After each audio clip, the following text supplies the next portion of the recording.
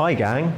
So I'm out of the house for once. I've gone on a bit of a field trip. I'm at Wargames Foundry in Newark in Nottinghamshire to visit Harry the Hammer and Friends, an exhibition of fantasy illustration from the private collection of Bryan and Diane Ansell. It's on for a week, and on display are original works by John Blanche, Ian Miller, Wayne England and others, including Harry the Hammer himself, the original illustration from the front cover of the first edition of Warhammer Fantasy Battle in 1983.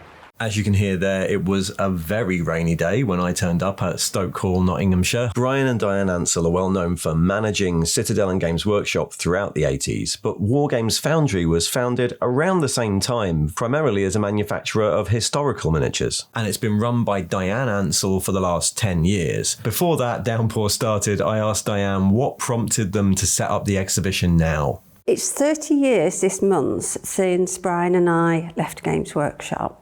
And over the years, we missed so many opportunities to mark an occasion, with things. And I just thought, right, let's put on an art exhibition, let's get it all out. We nearly cancelled the week leading up. We had a lot of people ill with assorted problems, and it just looked so impossible to get it in a state that we could exhibit in, but we just kept pushing forward, and here we are. The exhibition itself is a treasure trove of classic Games Workshop art from the early days of Warhammer, much of it tied to various releases in the 1980s. I asked how it all came to be here.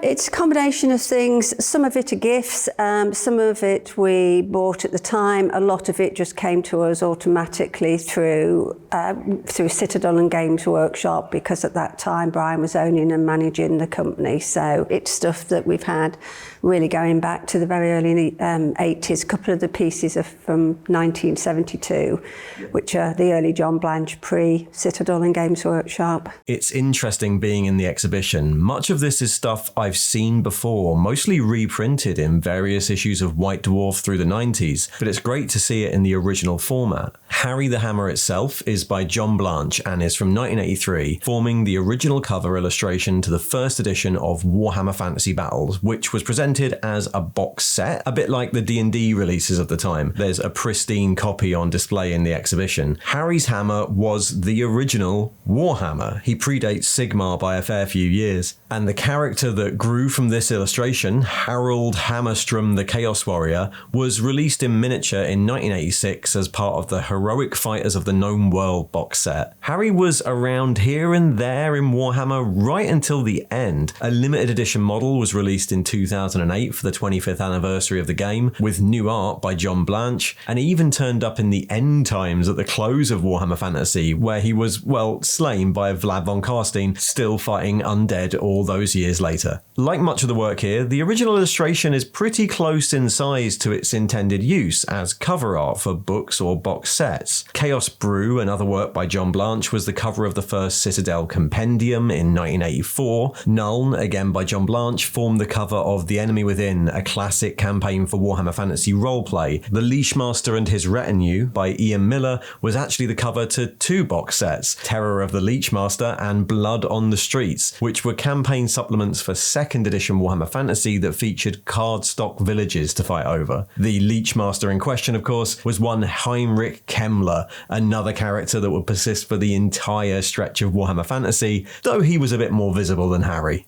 As I said, while I was aware of a lot of the art here, I'd seen it around, it mostly predated my involvement in Warhammer. I was only 2 when Harry the Hammer was drawn, so for me, some of the most interesting elements of this exhibition are from slightly later, when Warhammer 40k had been released. This is a poster-scale version of John Sibbick's Rogue Trader cover from 1987, and it's one of the biggest pieces in the room. Viewing it at this scale really lets you appreciate the incredible detail and muted, dirty colour tones that make it such a good intro to the concept of the game. It's accompanied by 3 of Ian Miller's black and white illustrations used as chapter headings in the book, again this time at poster size. Marine Line is the one here that stands out for me. I remember it really clearly from the Rogue Trader book. I've used it in other videos. It's evocative of propaganda from the real world and the sort of image that would be repeated again and again when depicting the militarism of the Imperium of Man. Also nostalgic for me, a limited edition print of Space Marine by Jim Burns, used in 1989 as the cover to the original epic Space Marine game, and later as the cover to the Horus Heresy board game. This style of almost photographic illustration really reminds me of when I started getting into 40k in the early 90s. And finally, speaking of detail, the exhibition features the original version of this, The Great Door in the Imperial Palace by John Blanche, and that I remember from the second edition 40k books. The amount of information in this is incredible, from the serried banners scaled against the teeny tiny figure on the stairs to the detail of the door engravings. It's also one of the latest pieces in this exhibition, dated 1990. Anyway, I won't go through every piece. These are just the ones that stand out to me. You'll have to try and catch it yourself if you want the full experience, but be quick. It started last Friday the 3rd and finishes on Sunday the 12th. We had a couple of private showings before then, so we were lucky to have Steve Jackson and Ian Livingstone, so they were very keen to come up, so obviously that was quite private. There was just those two of me and Bryan in here at the time. And we also had John Blanche, so we closed out for half a day so that he could be in here on his own. And again, that was just marvellous. And while I'm not a hallowed imperial saint like those names, I really enjoyed my morning at Wargames Foundry. I saw some fantastic art, I had a look around the Foundry store, also on site, and browsed their huge collection of historical and fantasy miniatures, as well as the racks and racks of classic painted models on display. Yep, I remember a lot of these.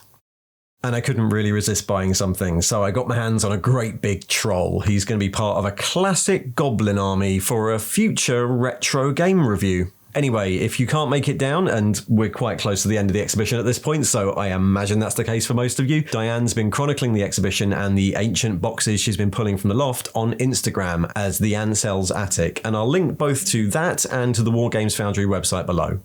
Thanks for watching.